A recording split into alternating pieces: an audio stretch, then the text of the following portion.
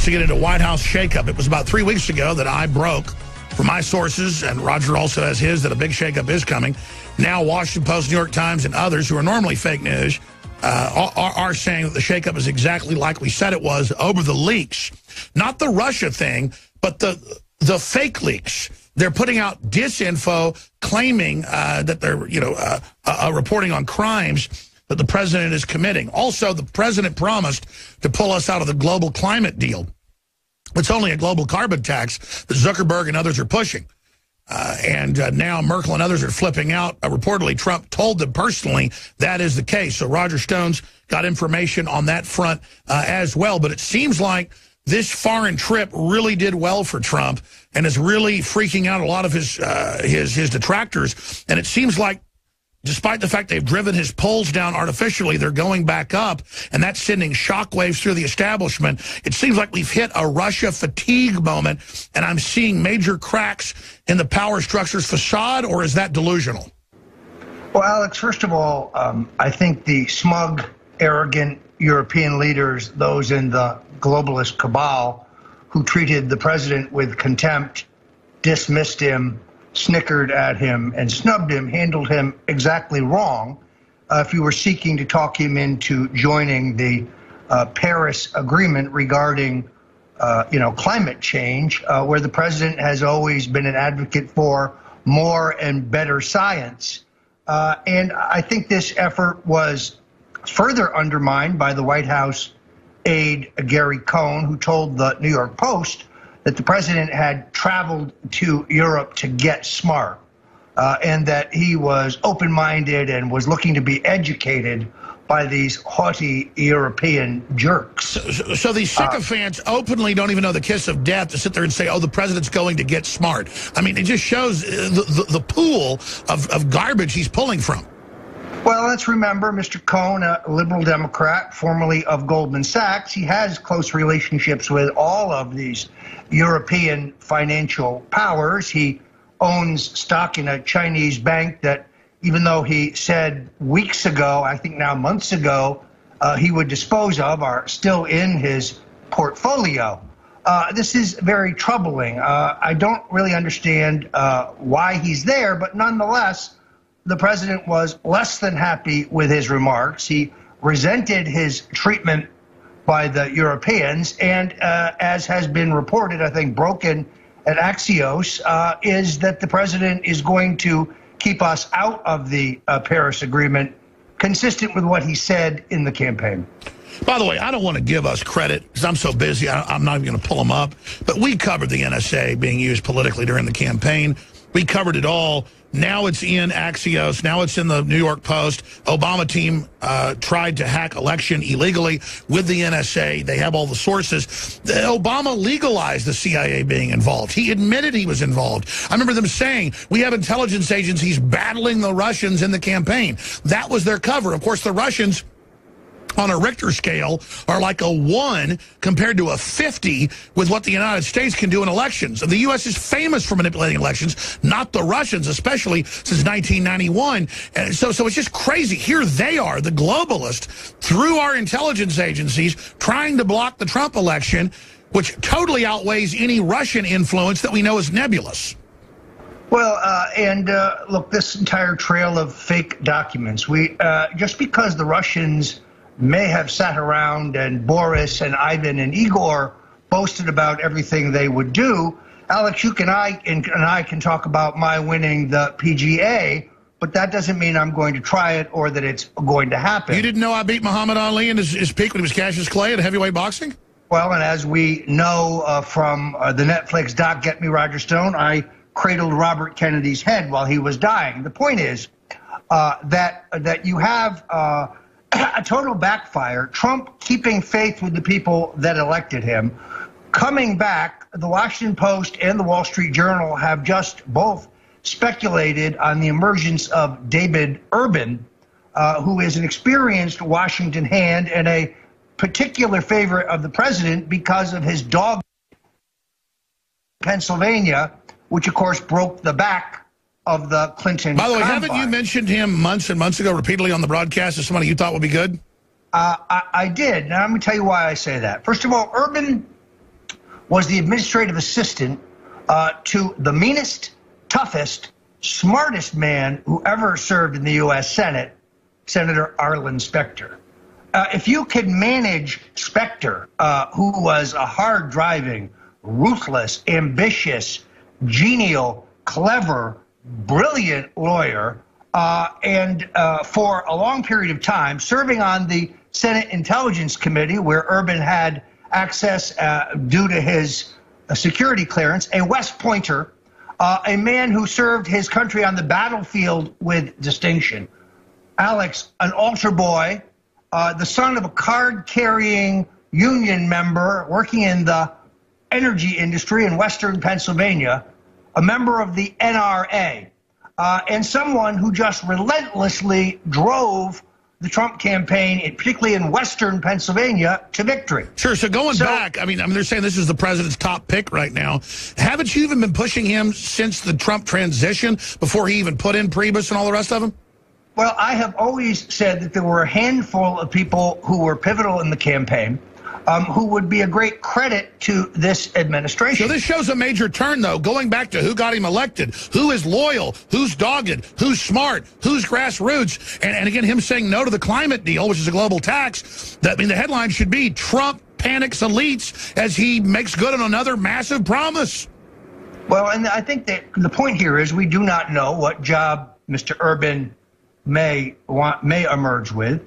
If you want to know more about him, I basically tell you his story in the Making the President 2016, because with you, Alex, and Matt Drudge and Henry McMaster and many other key operatives, I think, are responsible as MVPs in the Trump election. Sure, so how close are we to this big shakeup? Because I learned about it 2.5 weeks ago. I called you. You said, yeah, that's spot on. He's really pissed off. And he's sick and tired of all the leaks and everybody trying to block him and the tax cuts. He's really mad about that. So, I mean, how imminent is this, or is the Washington Post wrong? Well, look, I can't comment on timing, because the president should, really deliberate. I guess all I'm saying is that Urban would be a credit to the remaking of the White House. Also, you have these press reports about former campaign manager Corey Lewandowski and David Bossie coming into the White House kind of like enforcers, like latter-day plumbers to find the leakers and close the leaks. This is a terrible idea, Alex. It reminds me of E. Howard Hunt and G. Gordon Liddy. If the president wants to find the leakers, then put a new FBI director in place, someone like Commissioner Ray Kelly. Well, what about the word that the new war room is going to be run by Bannon? Well, it's a little unclear. Steve, Steve has not really ever run a campaign. A war room is not really, in my opinion, the answer. Thanks for joining us. We're going to go back to Roger Stone on this night before Memorial Day. We got to rebroadcast up tomorrow, but I'll be doing live feeds all tomorrow.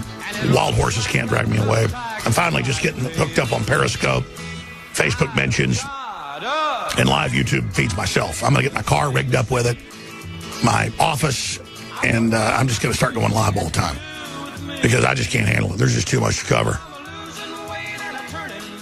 I'm about to go back to our guest. I don't want to just sit here and blindly support Trump, but I don't know how you couldn't.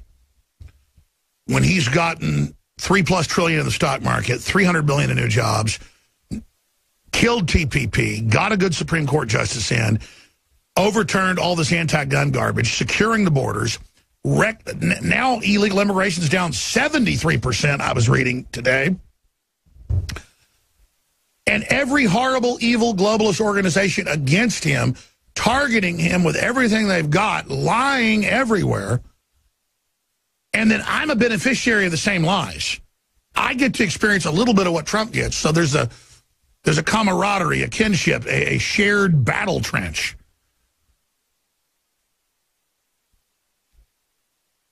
I've never seen media lie like this. I've never seen bizarro stuff like the FBI former director saying there was a Russian email, so we had to kill the investigation because it was fake. That's obstruction right there. I mean, this is so I was talking to a top criminal lawyer that does federal cases today, just on another matter, dealing with some family issues, and he said, yeah, no, that's totally criminal. Totally criminal what the FBI director did. And just everything else. It's just stunning that Comey never told Congress about the fake email. That's even the CNN headline. So we'll talk about that in a moment. Just briefly, Memorial Day's here. And it's simple. I'm not a consumerist. I don't just want things because I want things. But I want money, and I want to be able to grow a garden or whatever so that I'm self-sufficient. But I wouldn't sell out for money. But people that are totally obsessed with things, they're dumb. But people that understand that when you support folks that are promoting freedom, that's a good consumerism, especially when it's nutraceuticals, supplements, and things of that nature. You're voting with your dollar to support an organization and a group that's really standing up for your values and freedom and winning. But we're in a desperate battle. It's toe-to-toe. So this is good consumerism. It's real rebellion. It's real aggressive revolutionary action. Most revolutionaries, rob banks and kill people to get money. We're just selling high-quality products the good old-fashioned free market way. We don't get stimulus money like NBC News and, Megyn Kelly come and interview me next week. So, support Patriot Media Memorial Day mega specials now at InfoWarsStore.com for a limited time. Free speech is now being censored across the web, and the independent Patriot Media has come to attack like never before. Today, we are launching our Memorial Day specials at InfoWarsStore.com to help us bring Patriot Media to the next level. Take advantage of these unprecedented specials and help support the tip of the spear in the fight against the globalists. All supplies last. Silver Bullet Colloidal Silver, 65% off retail. Sign up for auto ship, that's $75. We've never offered it that low. I want you to use it. I want you to have it. It's amazing. When I personally got a sore throat, won't go away, antibiotics won't work, I go to the Bullet, and it's worked every time. Cross my fingers, though. I'm scared if it quits working. Man, this country's in trouble. The world's in trouble. Super Male Vitality, been out for months, 30% off. With auto ship, 40%. Survival Shield X2, 40% off. The good halogen. Brain Force, 47%. That's 57 with the auto ship discount. And there's free shipping, by the way, on orders $50 or more. Secret 12, 43% off. It goes on and on. All Trump T-shirts, even though they're selling really good right now, 75% off. That's at cost. So you can promote free speech, meet like-minded people, and stand up to the anti-free speech bullies. We also have the new line of Emmerich's Essentials. That's a big national brand of organics that's sold at Whole Foods. 20% off retail. We've private labeled it. Sign up for auto ship. It's 25% off on top of that. That's 45% because I know it's so good. You'll want to order it every month or every 3 months, every 9 months. You can sign up on auto ship for whenever you want. Cancel anytime. 45% off Emmerich's Essentials, but that's for a limited time. That's going to end soon. I want our hardcore fans, our best supporters that are always there supporting us first, to have this super special up front. So you get a great deal, we get a great deal. I know you're going to want to reorder, so you'll stay on auto ship. It's amazing. 10-to-1 mouthwash for the same cost as a regular bottle. 10-to-1 concentrate, totally organic. But be sure you water it down. It's painful if you don't do it. It's that strong. And then you're financing the revolution against the globalist, and you're winning. InfoWarsStore.com. Get The Making of the President as well by Roger Stone, as well at InfoWarsStore.com. Okay, Roger, you've got the floor. A little bit of time left in this segment, long segment coming up after that. A war room to counter the Russian narrative. What about a war room to counter all the disinfo and lies and promote Trump's real agenda? And what about the fireside chat twice a week? Why has he not done that? That is such a no-brainer.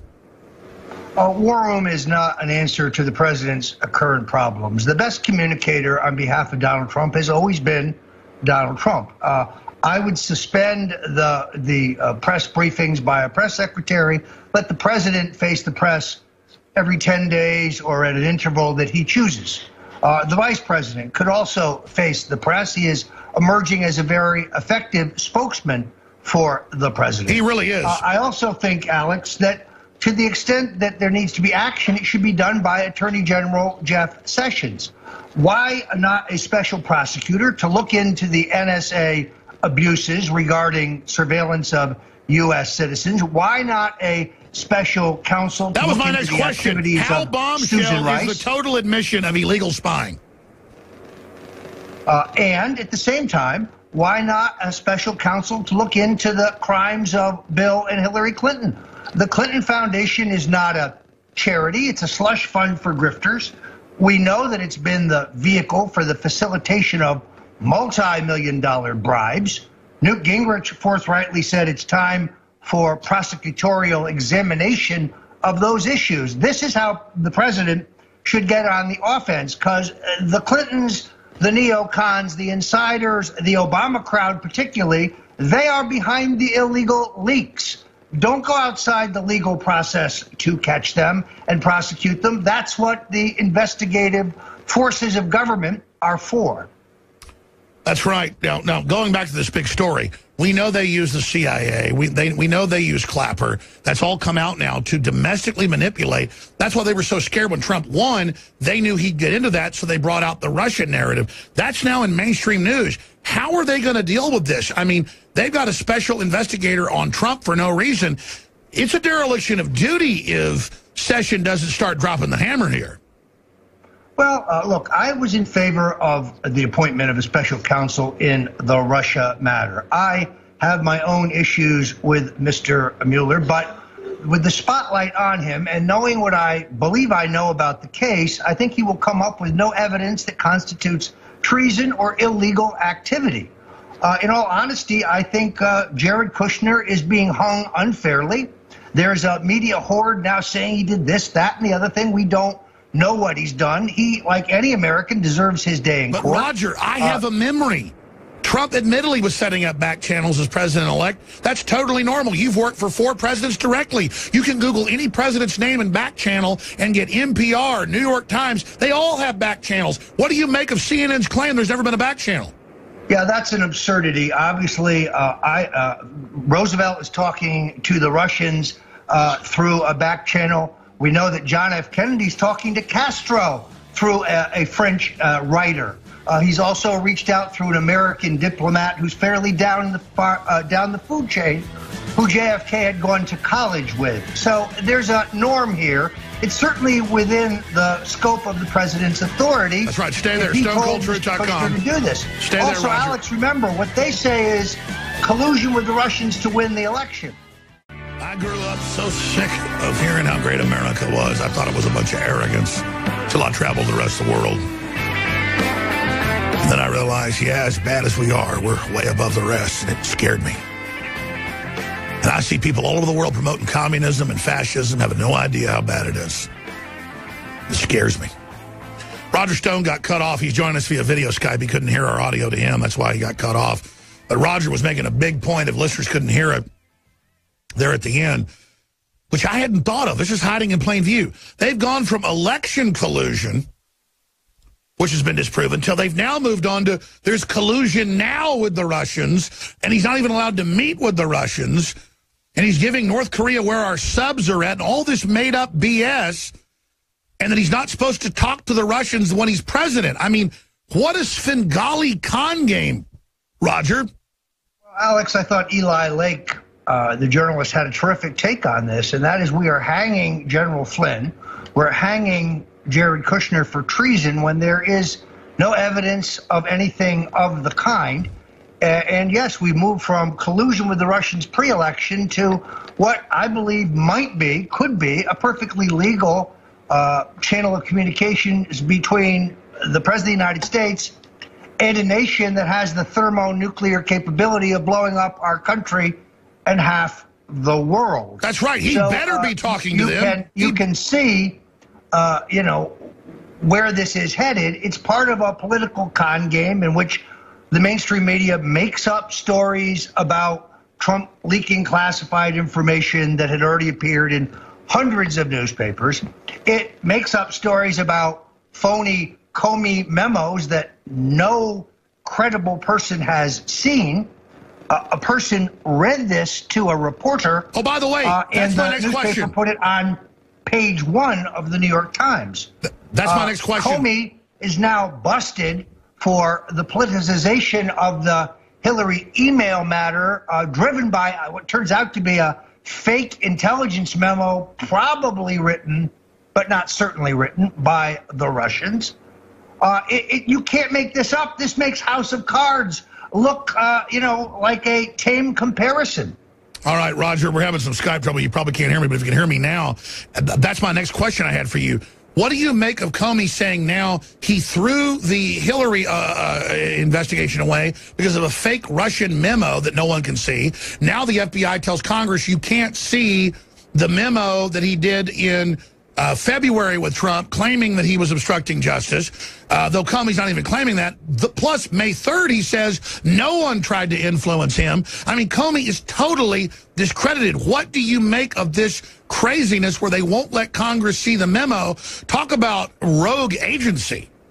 Well, and even the acting attorney general in this matter, Mr. Rosenstein, has said that there is no evidence that the president interfered in any place with the investigation into this essentially contrived fairy tale that was cooked up by John Podesta and then furthered by their allies in the military-industrial complex and in the deep state, in the 17 intelligence agencies that are headed by Barack Obama political appointees, whose assessments are meaningless. In fact, they lack any credibility based on their long-term track record. That is what the precedent is facing. And by the way, we're not here putting our spin on this. The Democrats are so openly corrupt, so openly lying, so openly manufacturing crap. I mean, this imaginary memo, and they won't give it to Congress. Let's take what Trey Gowdy, who I think is just amazing. I wish he was the new FBI head, and we'll get to that in a moment.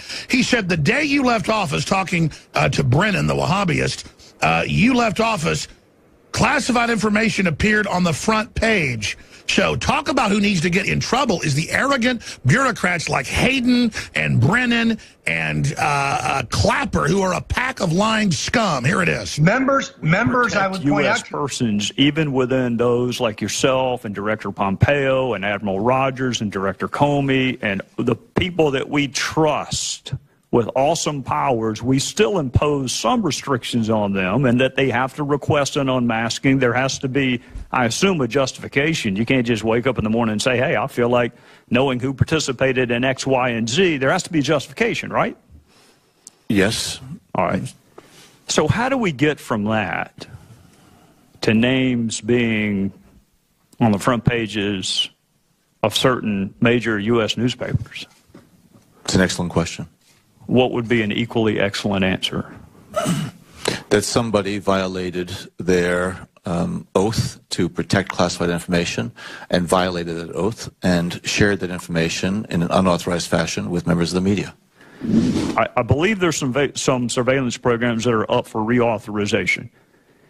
What would you say to the American people as names are unmasked on the last day that people are in office and classified information appears on the front pages of major U.S. newspapers? How would you tell your constituents, let's reauthorize this program again despite the fact that we have abuses? How help us make that argument when we go home?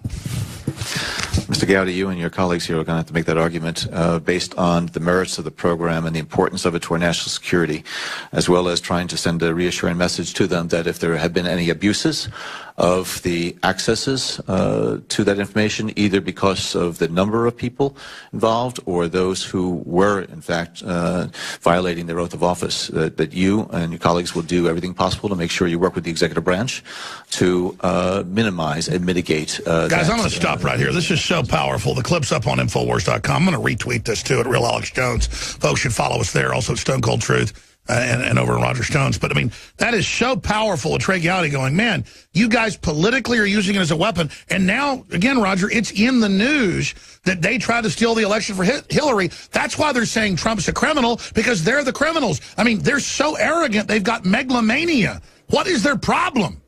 Alex, it's very hard to understand. Plus, I don't understand why Hayden, Clapper, Brennan, McMaster, and Mattis all have shaved heads. Is this some kind of deep state secret club? Or I really can't quite fathom this. And every one of them has furthered this phony Russian narrative. Mr. Hayden getting busted essentially today. It's really odd the way the deep state has moved aggressively to try to destabilize and delegitimize the president. Now they move to try to compromise him with a phony Russian tale that is pure fantasy, which is fairy tale. Have they not jumped the shark, though? I think they have. I mean, look, the president is back. He's had a very successful trip. The Europeans, as we have disclosed here, mishandled him badly. His handlers that hoped to manipulate him into support of these Paris. What did you make of him? I love when they try to block him. He just bull through him, and I mean, I loved it. You know, Trump's an American, and he's not going to stop to exchange pleasantries with some, third world leader who probably owes money to NATO. And how about telling the NATO autocrats to their face, pay up, pay up? I got to tell you, you didn't like some of the Saudi Arabia stuff. Of good old American balls. I agree. I'm not disagreeing with you, but you kind of didn't like the Saudi thing. But when he went and got in their face and said radical Islam, Islamic terror to their face when they said don't do it, to their face, I mean, that was pretty powerful. Well, but I guess let me clarify this, Alex. When the president first met the Saudis, you noticed that he did not bow, as Obama did.